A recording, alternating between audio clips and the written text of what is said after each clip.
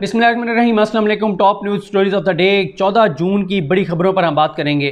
ज़ाहिर है पूरी दुनिया में और ख़ास तौर पे पाकिस्तान में भी सबसे बड़ी खबर जो है वो कोरोना के हवाले से ही है। असद उमर साहब ने जो NCOC को हेड कर रहे हैं, उन्होंने आज प्रेस ब्रीफिंग दी, मीडिया से बात की और कौम को आगाह किया और दोबारा उन्होंने वार्निंग दी है और कहा है लोगों से, पाकिस्तानियों से कि अगर एहतियात ना की गई तो जून के आखिर तक 3 लाख केसेस कोरोना के आ सकते हैं, सामने आ सकते हैं। 3 लाख तक ये फिगर जा सकती है और अगर एहतियात ना की गई, अगर सोशल डिस्टेंसिंग के ऊपर अमल ना किया गया, अगर मास्क ना लगाया गया, अगर जब बाहर से आप आते हैं हाथ ना धोए गए, अगर इन चीज़ों पर अमल दरामद ना किया गया, SOPs को फॉलो ना किया गया, तो जुलाई के आखिर तक ये केसेस 10 से 12 लाख तक पहुँच सकते हैं। और सबसे बड़ी परेशानी इस वक्त यही है कि पाकिस्तान के अस्पतालों में जगह ख़त्म हो चुकी है, जगह नहीं है, वेंटिलेटर्स कम हैं और इसलिए बार बार कौम से अपील की जा रही है, बार बार ये कहा जा रहा है कि अगर सिर्फ आप मास्क लगा लें, सिर्फ आप सोशल डिस्टेंसिंग को इंश्योर कर लें तो 50 से 60% जो है इसका फैलाव जो है वो कंट्रोल किया जा सकता है। इसके अलावा उन्होंने बताया कि इस वक्त हमारे पाकिस्तान के पास 30 हज़ार तो तकरीबन हो रहे हैं टेस्ट, कोई 28 से 30 हज़ार, लेकिन जो कैपेसिटी है वो 50 हज़ार टेस्ट रोज़ाना की है और जुलाई के आखिर तक ये जो कैपेसिटी है वो कोई 1.5 लाख तक पहुंच जाएगी। लेकिन टेस्ट अगर होंगे भी तो ज़ाहिर है वो यही पता चल सकता है कि इसमें पॉजिटिव है, इसमें नहीं है, और उसके बाद तो अल्लाह करे कि ज़रूरत इस चीज़ की पेश ना आए और लोग खुद एहतियात करने लग जाएं। लेकिन हम ये देख रहे हैं कि बाज़ारों के अंदर अभी भी SOPs को फॉलो नहीं किया जा रहा और हुकूमत की सबसे बड़ी जिम्मेदारी है कि SOPs को फॉलो करवाए, चाहे पुलिस के ज़रिए, चाहे टाइगर फोर्स के ज़रिए, चाहे किसी भी तरह से लोगों को गिरफ़्तार करे, जुर्माने करे। और मैं तो कहता हूँ जितनी सख्ती हो सकती है ये वो मामला है जिसके ऊपर सख्ती की जानी चाहिए। मैं अमीर अब्बास साहब की YouTube पे वीडियो देख रहा था जिसमें उन्होंने बताया रोमानिया के प्राइम मिनिस्टर को जुर्माना हुआ SOPs को फॉलो ना करने पर, आर्मीनिया के आर्मी चीफ को और वहाँ के पुलिस चीफ को और कुछ और अहदेदारों को जो है वो मुअत्तल कर दिया गया। ये सूरत हाल है कई मुल्कों के अंदर SOPs को फॉलो करवाने के हवाले से, लेकिन पाकिस्तान में SOPs को फॉलो नहीं किया जा रहा और इंतज़ामिया को, हुकूमत को, इदारों को इस हवाले से बहरहाल सख्ती करनी होगी। एक और जो मामला सामने आ रहा है वो मास्क के हवाले से आ रहा है। मास्क का मसला ये है कि वही हमारी अखलाकी तबाही, बर्बादी कि आप देखें कि कोरोना के आने के बाद तो वैसे तो सब ने मरना है, मौत बरहक है, लेकिन ज़्यादा एक तेज़ी से लोगों की डेथ भी हो रही है। लेकिन इस सब सूरत हाल के बावजूद मजाल है लोगों के अखलाकियात के ऊपर कोई असर पड़ा हो। कोई दुकानदार हो उसने कहा हो कि मैंने आप ज़्यादा रेट नहीं लेना, कोई सरकारी मुलाजिम हो जिसने कहा हो कि मैंने आप चलो रिश्वत नहीं लेनी, मैंने ठीक काम करना है, कोई पुलिस एहलकार जिसमें को खुदा खौफी आई हो, वही निज़ाम सारा चल रहा है, सब लोग हम उसी तरह रह रहे हैं और मुझे तो कहीं पे कोई असर नज़र नहीं आया।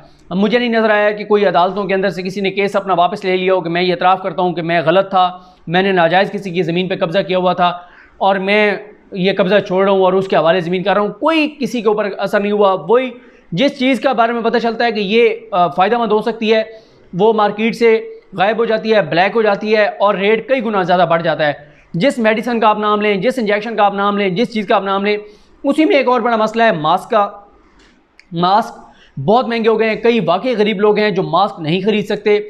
तो इस हवाले से एक तो हुकूमत जो है हमारी दावे बहुत करती है, रोज़ाना प्रेस ब्रीफिंग्स होती हैं, बड़े बड़े नारे, बड़े बड़े दावे, लेकिन जो हुकूमत का करने का काम है, चाहे वो सूबाई हुकूमतें हों, वफाकी हुकूमत हो, उसके ऊपर हमें कोई उस तरह का एक्शन नज़र नहीं आता जिस तरह होना चाहिए। अब होना तो ये चाहिए कि मास्क जो है वो हर दुकान के ऊपर अवेलेबल होना चाहिए और कंट्रोल रेट के ऊपर, जो उसका रेट बनता है उसके ऊपर वो मास्क जो 10 रुपये का होना चाहिए वो 50 रुपये का मिल रहा है, 40 रुपये का मिल रहा है। कई मास्क उनकी क्वालिटी बहुत जो है ना लो है, लेकिन कोई चेक नहीं है, कोई पूछने वाला नहीं है और ज़ाहिर है बहुत सारे गरीब लोग हैं वो कहते हैं 50 रुपये का मास्क नहीं ले सकते, तो वो दुरुस्त कह रहे हैं, नहीं ले सकते। कई लोग हैं नहीं ले सकते। इसलिए मैं तो ये भी कहता हूँ, मैंने कई अपने सुप्रीम कोर्ट के रिपोर्टर्स दोस्तों से भी कहा, मैंने अपनी वीडियोज़ में भी कहा कि जिन लोगों को अल्लाह ताला ने इस्तात दी हुई है मास्क लेकर अपनी गाड़ी में रख लिया करें जब आप बाहर निकलते हैं।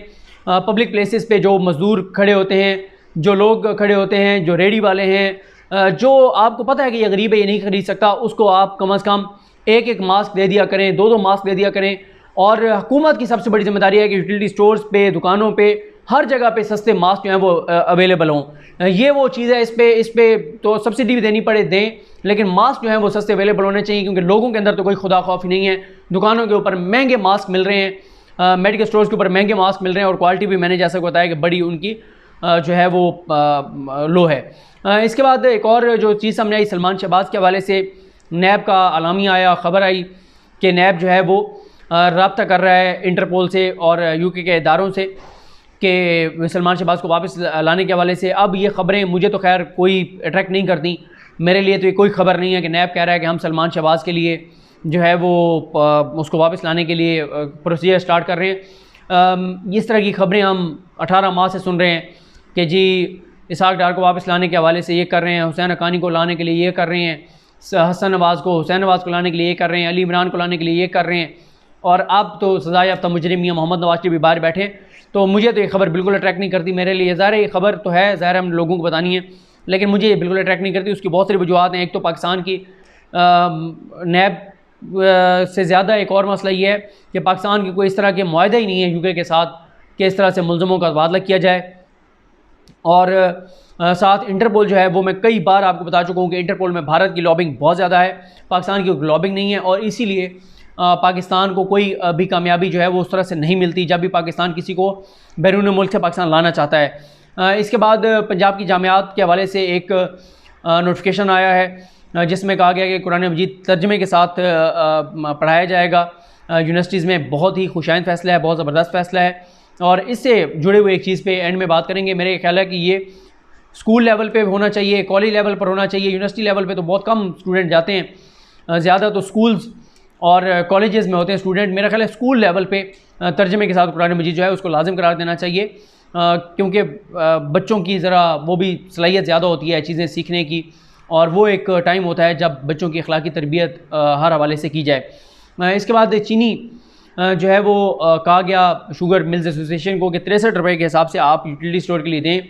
उन्होंने इनकार कर दिया है। उन्होंने कहा कि हम इस्लामाबाद हाई कोर्ट के फ़ैसले के मुताबिक 70 रुपये फ़ी किलो देने को तैयार हैं, लेकिन 63 रुपये किलो हम नहीं दे सकते, इस हमें मतलब हम अफोर्ड नहीं कर सकते, और 63 रुपये हम नहीं दे सकते, हम 70 रुपये दे सकते हैं। बहरहाल वो जैसे कहते हैं something is better than nothing. 90 रुपये से तो बहुत बेहतर है कि 70 रुपये में अगर अवेलेबल हो यूटिलिटी स्टोर्स के ऊपर, आम दुकानों के ऊपर। चलो 70 तो करवाएं ना, 63 तक और 60 तक भी मामला बाद में आ जाएगा जब कार्रवाइयाँ मुकम्मल होंगी, अगर आना होगा तो, लेकिन एटलीस्ट 70 रुपये तो करनी चाहिए। इसके बाद हज के हवाले से सऊदी अरब जो है उसका अभी 1-2 रोज़ में फ़ैसला आ जाएगा कि हज होगा नहीं होगा, होगा तो किस तरह से होगा, महदूद होगा, किस मुल्क से कितने हाजी जा सकेंगे नहीं जा सकेंगे, ये सारी सूरत हाल जो है वाज़ेह होगी। इसके अलावा प्रेस कॉन्फ्रेंस की मुराद सईद साहब ने, उन्होंने अपने जो डिपार्टमेंट है, अपनी जो वजारत है, उसकी सारी कारकर्दगी आवाम के सामने रखी, और उन्होंने बताया कि 1 अरब रुपये की बचत की उनके इदारे ने, और उन्होंने ये भी बताया कि 11 अरब रुपये की रिकवरीज की गई, और 57 उन्होंने बताया कि नई सड़कें बनाई जा रही हैं। और ज़ाहिर है क्योंकि हमारा इलाका यही है, हम इधर से जाते हैं, ये जो रोड है बलकसर से मियाँ वाली से फिर आगे बखर तक, लिया तक, और वो रोड तो जो है अब तो आप जब मियाँ वाली से मुजफ्फरगढ़ की तरफ जाते हैं, मुल्तान की तरफ जाते हैं, तो पहले तो वो खड्डे बहुत ज़्यादा थे और लेकिन सड़क भी थी। अब तो सड़क वहाँ पे आपको नज़र ही नहीं आती। बहुत सा ऐसा एरिया है, ख़ास तौर पे सराय महाजर से आगे आप जब जाते हैं फ़तेहपुर तक, तो सड़क है ही नहीं, सारे खड्डे हैं और बहुत एक्सीडेंट होते हैं। इस सड़क का भी उन्होंने बताया है कि जो MM रोड है मियाँ वाली मुजफ्फरगढ़, और इधर से बलकसर से जब आप उतरते हैं मोटरवे से तलागंग चकवाल, तलागंग से मियाँ वाली वाला जो रोड है वो भी उन्होंने कहा कि वो बनाया जाएगा। इसके अलावा 57 सड़कें पूरे पाकिस्तान में उन्होंने बताई जो बनाई जाएंगी। ये बहरहाल एक खुशाइन चीज़ थी।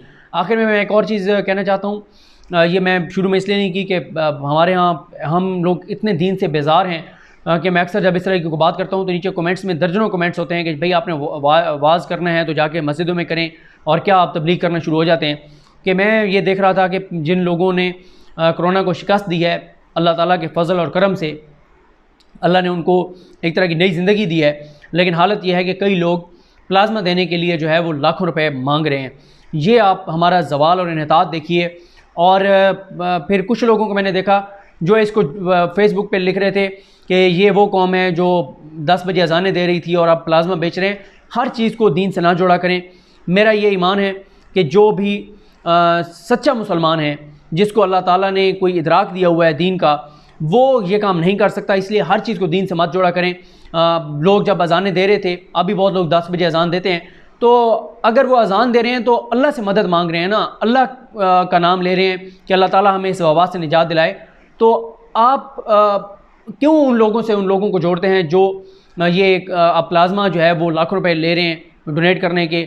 या आप देख लें एज ए मुसलमान किसी को ये चीज़ें नहीं करनी चाहिए जो हम देखते हैं, मसनूई महंगाई, ये जो हर चीज़ वो कर लेते हैं, स्टॉक कर लेते हैं मार्केट में, खलाफ पैदा करके, और फिर चीज़ें महंगी बेची जाती हैं और महंगी अद्वियात बेची जाती हैं, और करप्शन, लूट मार, 2 नंबरी, ये सारी चीज़ें अगर दीन का इदराक हो, एहसास हो, इंसानियत हो, तो कोई भी ये नहीं कर सकता। लेकिन मसला ये है कि हम दीन से इतने दूर हो गए हैं। आप मस्जिदों में नमाज़ों की तादाद देख लें तो आपको अंदाज़ा हो जाएगा, मस्जिदें वीरान पड़ी हैं। ये आप कोरोना की बात नहीं कर रहा, कोरोना में तो चलो हुकूमत भी ये कह रही है और ये कहा जा रहा है कि जहाँ सोशल डिस्टेंसिंग नहीं हो सकती वहाँ पे आप मस्जिद की बजाय घर में नमाज़ पढ़ लें। लेकिन इससे पहले आप देख लें कितने लोग मस्जिदों में जाते हैं, कितने लोग नमाज़ पढ़ते हैं, कितने लोग तर्जमे के साथ कुरान मजीद पढ़ते हैं, कितने लोग हैं, कितने वालिदैन हैं जो अपने बच्चों को दीन की तालीम देने के लिए कोई उसका एहतमाम करते हैं। हमारे यहाँ वालिदैन ये समझते हैं कि अगर बस बच्चे को कुरान मजीद कारी साहब रख के पढ़ा दिया है तो बस ये हमारी ज़िम्मेदारी अदा हो गई कि हमने अपना फ़र्ज़ अदा कर दिया कि इस बच्चे को कुरान मजीद पढ़ना आ गया है।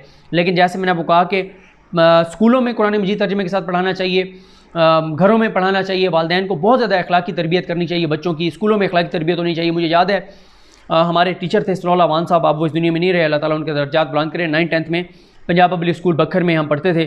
तो सनाउल्लाह वान साहब 9th क्लास में पूरा साल हमारा जो पहला वो लेक्चर हमें देते थे, जो पढ़ाते थे, वो पढ़ाते थे आदाब ज़िंदगी। और हमने बहुत सारी जो चीज़ें जो पॉजिटिव हैं भी तो वो उसकी वजह वो हैं, तो वो आदाब ज़िंदगी पढ़ाया करते थे, हमें बताते थे कि आपने ये करना है, ये करना है, ये करना है उस वक्त 9th क्लास में। तो स्कूलों में ये आदाब ज़िंदगी और अखलाकियात बेहतर बनाने के लिए, घरों में कुरान मजीद तर्जुमे के साथ पढ़ाने के लिए और बच्चों की अखलाकी तरबियत के लिए काम होना चाहिए। जब तक इस माशरे में लोगों की अखलाकी तरबियत नहीं होगी तब तक इस माशरे में बड़ी सतह पे तब्दीली जो है वो नहीं आ सकती। अल्लाह ताला जो है हिदायत दे उन लोगों को जिनको अल्लाह ने करम किया कि उनको नई ज़िंदगी दी और अब वो अपना प्लाज्मा जो है वो डोनेट करने के लिए हज़ारों लाखों रुपए डिमांड कर रहे हैं। अल्लाह ताला हम पे करम करे। यही वो चीज़ें हैं जिनको फिर देख के बंदा कहता है कि ऐसे नहीं मुसीबतें और अज़ाब इस कौम के ऊपर, हमारे ऊपर आ रही। अल्लाह ताला हम सब पर अपना करम करे। अल्लाह करीम हम सब का हम नासिर हो। अल्लाह हाफ़िज़।